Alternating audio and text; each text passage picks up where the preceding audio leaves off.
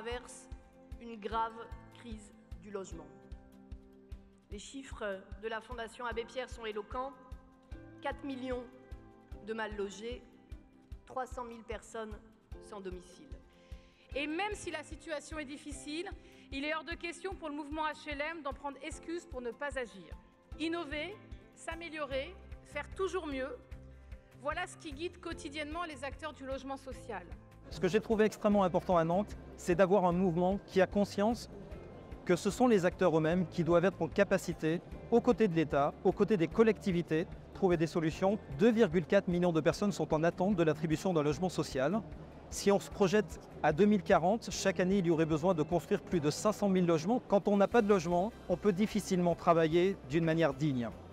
Combien d'infirmiers, de salariés, d'intérimaires sont aujourd'hui dans la difficulté parce qu'ils n'ont pas des logements qui soient adaptés à leur parcours de vie. En Ile-de-France, comment ça se présente? Le contexte est très dur sur la production notamment, les équilibres budgétaires même.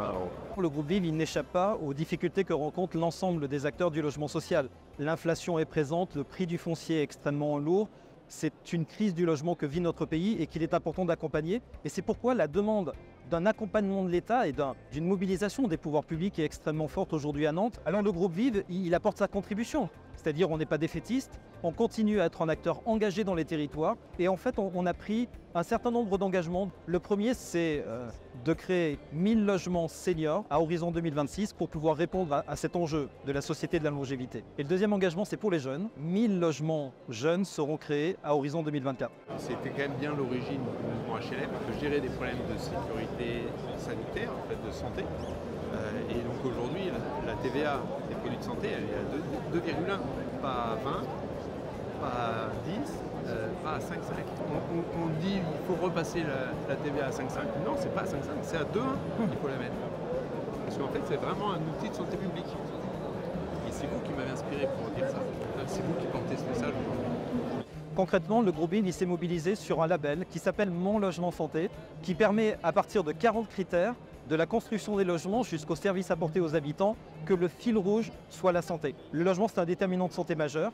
Une personne qui vit dans la rue, son espérance de vie est de 47 ans dans notre pays. Il est important qu'on prenne davantage en considération ses besoins. Le groupe s'est engagé à ce que 50% de la production de ces logements soit labellisé logement santé. Aujourd'hui, nous sommes à 2000 logements programmés qui prennent en considération les critères de ce label Mon Logement Santé.